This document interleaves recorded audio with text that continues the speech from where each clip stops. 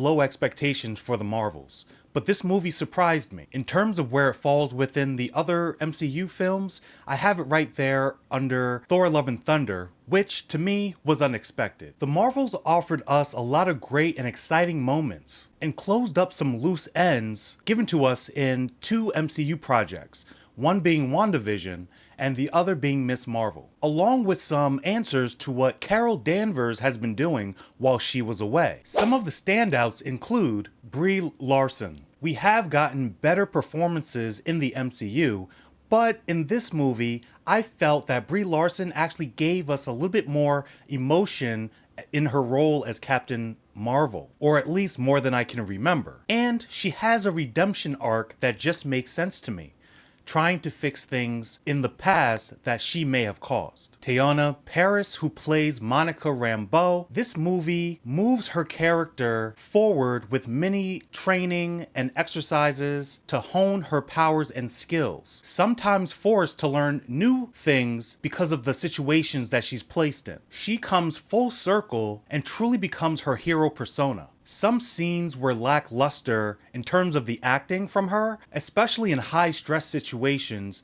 It just seems like it was forced. Kamala Khan's family that we see in the show Ms. Marvel on Disney+, one of the best parts of this film. They were the comic relief, and they were there throughout the whole movie because of them needing to get to safety. So they were already in the mix. I didn't mind seeing them, and they made me laugh the most. The action was great. The switching around when they're using their powers was visually more appealing in the movie than what we have in the trailers. And the smooth effects when they use their powers was very well done. There are some instances of rubber or bad CGI, and I noticed this twice in the movie, and both times was actually with Captain Marvel. But the choreography of the fight sequences were done very well, and I enjoyed them visually. This movie definitely had problems. Some of my letdowns were, first thing that comes to mind was the villain. Motivations were strong, but nothing we haven't seen before. Marvel having a villain problem is just echoed in this movie. There's no way the person they put on screen would be able to go up against three superpowered beings. I don't care what power she wielded. It was very lackluster. The performance, as well as the villain and writing for the villain as well. Kamala Khan. I didn't like the Disney Plus show, but because this movie didn't focus on her solely, it was easier to digest the character a little bit better, how she acted in certain situations.